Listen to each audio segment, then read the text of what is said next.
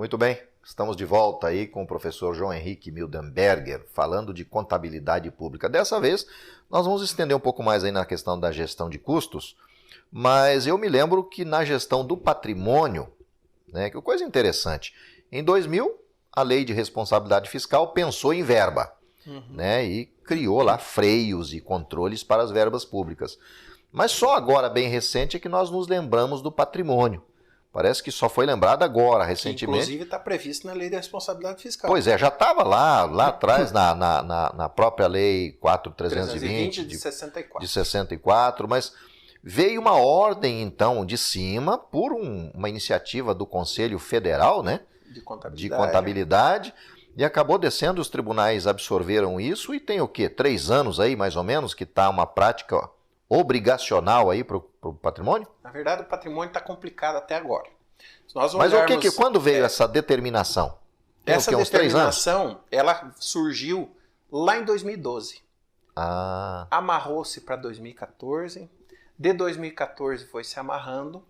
E, coincidentemente, inclusive para os alunos que atuam na área, tomar cuidado que este ano, dentro do balanço orçamentário, lá no ladinho esquerdo, no imobilizado, vai ter que constar a depreciação, amortização e exaustão do patrimônio e as provisões. Então, o que ocorre? Aqui no Tribunal de Contas do Paraná, nós temos uma instrução de 2012 chamada 70 de 2012. Até hoje o tribunal não cobrou. Só que este ano todos os tribunais vão cobrar. E o problema é que a situação é a seguinte, a instrução normativa da prestação de contas vem depois que já encaminhou todos os dados para lá. Então, eu tenho estudado alguns portais de transparência, até com a ideia de entrar no mestrado, eu estou tentando pleitear um mestrado na área de contabilidade pública, defendendo a linha de portal de transparência. E um dos itens da minha pesquisa é se os balanços estão adequados com as normas contábeis vigentes pela STN, que vai cobrar em 2019 esses balanços. De 50 municípios que eu estou estudando, 43 não tem nenhum lançamento de patrimônio ali.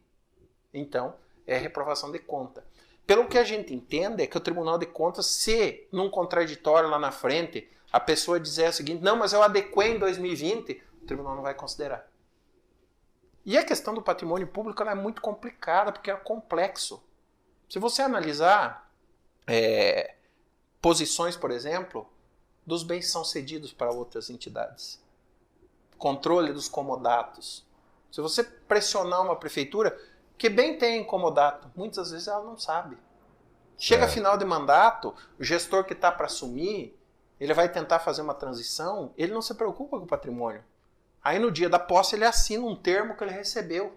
E se aquele patrimônio sumiu? O ex-gestor não tem responsabilidade nenhuma, porque ele atestou que recebeu. Inclusive agora nesses inventários, né, que atualmente está ainda se realizando em alguns órgãos públicos, sobretudo nos menores municípios, os 2 poderes municipais, executivo, legislativo, até a própria administração indireta, mas nesses inventários agora eu tenho notícia que em alguns lugares praticamente a metade não se encontrou, né?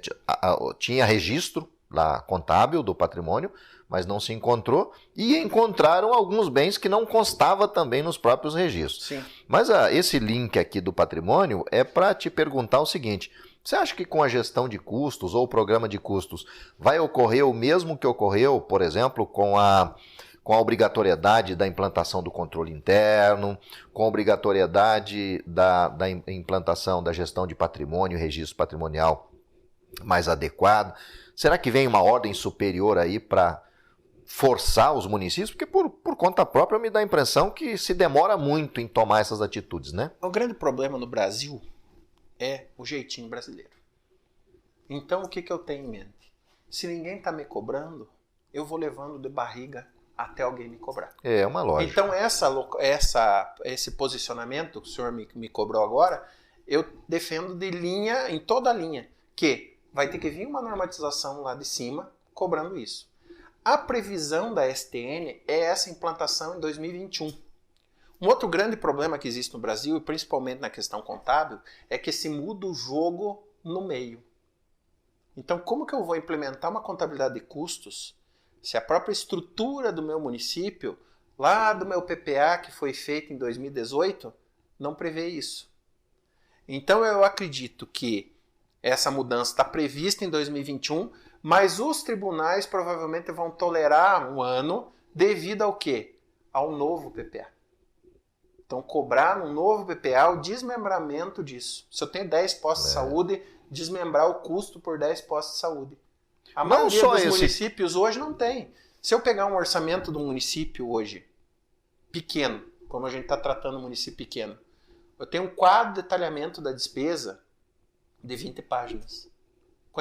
Com a implementação da contabilidade de custos, vai para 80, 90 páginas.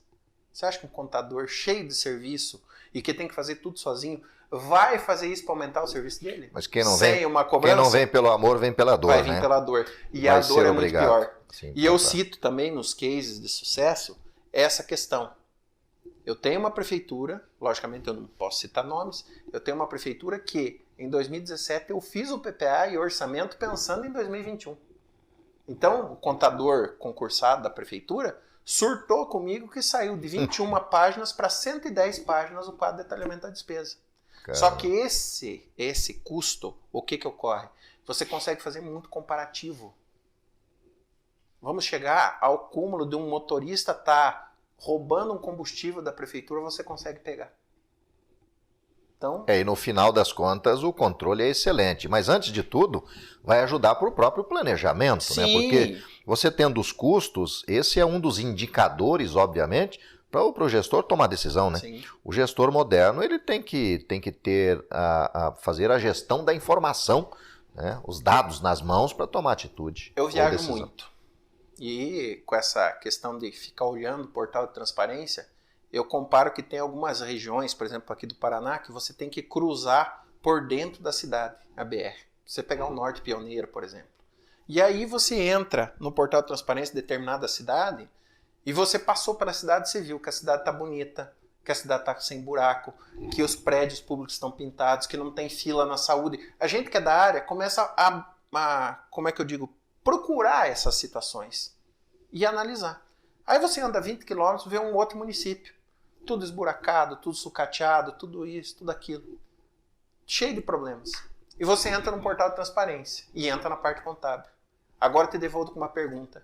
Qual dos dois que tem o maior custo, a maior despesa? Eu vou te fazer um outro desafio.